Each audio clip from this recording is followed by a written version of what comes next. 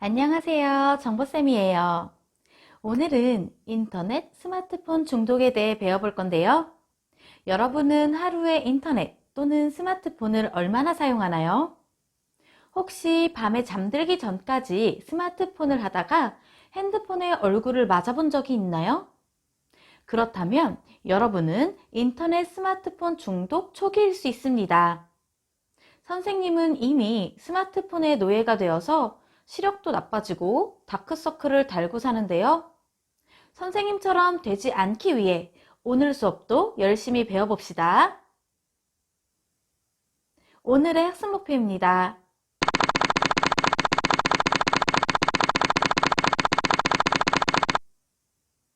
인터넷, 스마트폰 중독에 대해 알고 그에 따른 예방 방법을 확인하는 시간을 갖겠습니다. 먼저 여러분의 인터넷, 스마트폰 중독 여부를 테스트해 보겠습니다. 각 문항에 대한 답변을 한 후에 답변에 대한 점수를 모두 더할 건데요. 전혀 그렇지 않다는 1점, 그렇지 않다는 2점, 그렇다는 3점, 매우 그렇다는 4점으로 계산하여 모두 더해주시면 됩니다. 문제는 총 10문항입니다. 그럼 지금부터 테스트 시작해보세요.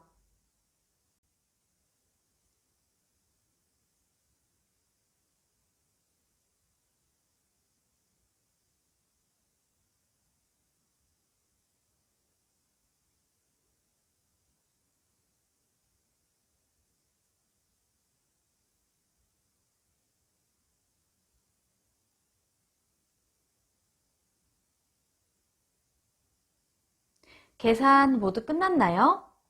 우리 함께 결과를 확인해 볼까요?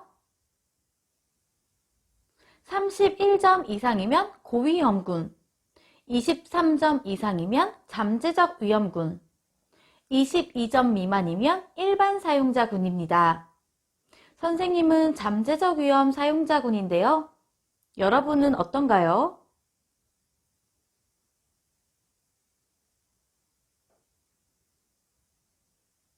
자, 그럼 본격적으로 인터넷 스마트폰 중독에 대해 알아보겠습니다.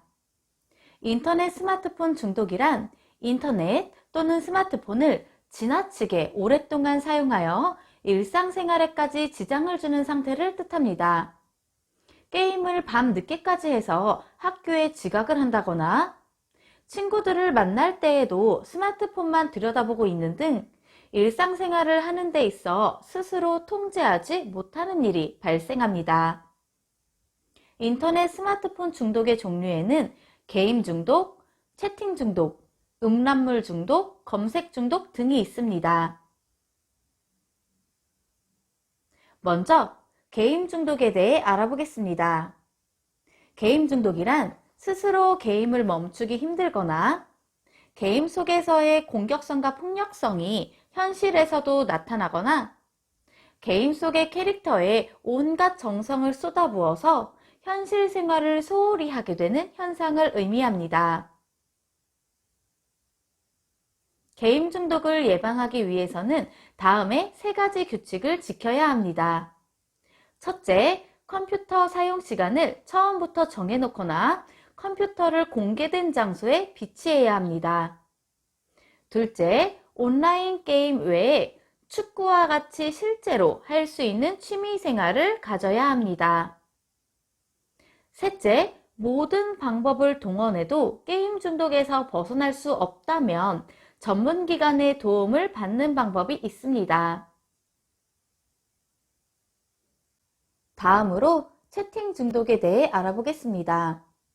채팅 중독이란 인터넷, 스마트폰을 통한 대화에 집착하는 것으로 실시간 채팅이 가능한 탓인지 일상생활의 대화와 인터넷, 스마트폰을 통한 가상 공간에서의 대화를 구분하지 못하는 특징이 있습니다. 인터넷의 특성상 본인의 신분을 숨기기 쉽기 때문에 성별 또는 나이를 속이고 접근하는 등의 문제가 발생할 수도 있습니다. 채팅 중독으로 인한 피해를 예방하기 위해서는 건전하지 못한 대화방에는 참여하지 말고 인터넷상에서 알게 된 사람과는 실제로 만나는 것에 주의해야 합니다. 익명성에 가려져 있기 때문에 실제로 만나게 되었을 경우에 범죄자를 만나는 등의 피해를 입을 수 있고 핸드폰 피싱 등의 사기를 당할 수도 있습니다. 이번엔 음란물 중독에 대해 알아보겠습니다. 음란물 중독에 걸린 사람들의 특징으로는 첫째, 컴퓨터를 몰래 사용하거나 가족이나 친구에게 사용 사실을 숨기려고 하는 것입니다. 본인이 떳떳하다면 주변에 숨길 필요가 없겠죠? 둘째, 왜곡된 성의식과 성비행의 원인이 될 수 있습니다. 야한 동영상, 야한 잡지와 같은 음란물은 억지로 과장된 자극적인 내용을 포함하고 있습니다. 자극적일수록 시청률이 많이 나오기 때문이죠. 유튜브를 생각하면 이해가 가실 거예요. 유튜버들이 점점 자극적인 내용을 올리는 것은 구독자 수를 늘리기 위함이죠. 마찬가지의 이유로 왜곡된 성 내용을 유포하여 시청률을 올리려는 수작입니다. 그런데 이런 음란물을 주변에 알리지도 않고 몰래 본다면 잘못된 성인식을 바로잡아 줄 수 있는 사람이 없어요. 그럼 잘못된 성인식을 가진 채로 성인이 될 것이고 성인이 되어 음란물 중독으로 인한 큰 문제를 겪을 수 있습니다. 셋째, 음란물에 빠져 우울감과 죄책감을 느낄 수 있습니다. 학교에서 올바른 성 가치관을 배우면서 내가 지금 왜곡된 성인식을 가지고 있구나 깨달을 수 있습니다. 그런데 음란물 중독에 빠지게 되면 잘못된 성인식이라는 것을 알면서도 헤어나올 수가 없습니다. 음란물을 끊고 싶은데 끊을 수가 없는 현상까지 벌어지게 됩니다. 격하게 표현하면 성에 미친 사람이 되는 거죠. 이런 음란물 중독을 예방하기 위해서는 첫째, 올바른 성인식을 가져야 합니다. 학교에서는 많은 성교육을 하고 있습니다. 아니면 푸른 아우성이라는 사이트에서도 전문 성교육 상담사가 상담을 해줍니다. 올바른 성인식을 갖기 전에는 절대 음란물을 보지 마세요. 둘째, 스스로 분별력을 갖고 옳고 그른 것을 판단할 수 있는 능력을 길러야 합니다. 왜곡된 영상을 보더라도 저건 너무 과장됐다. 실제로는 저렇지 않아. 저 영상은 너무 자극적으로 만들었다. 라는 판단을 할 수 있어야 올바른 성인식을 가질 수 있습니다. 셋째, 음란 사이트에 접속하여 가치관에 혼돈이 오면 혼자 고민하지 말고 부모님과 상담해야 합니다. 올바른 성인식을 갖는 것이 중요하다고 선생님이 누누이 강조하고 있습니다. 혹시라도 성 가치관에 혼돈이 오면 스스로 고민하여 왜곡된 성인식을 갖지 말고 부모님 또는 믿을 수 있는 선생님께 물어본다면 고민하던 부분을 해결할 수 있습니다. 혹시 부모님 또는 선생님께 성에 관한 고민을 털어놓기가 민망하다, 곤란하다 하는 학생은 푸른 아우성이라는 사이트에 가면 익명 상담도 가능하니 푸른 아우성 사이트에서 도움을 받으시면 됩니다. 마지막으로 검색 중독입니다. 검색 중독은 특정한 목적 없이 정보를 검색하느라 시간 통제를 못하거나 더 흥미로운 정보를 검색하려는 집착이 생겨나는 것을 의미합니다.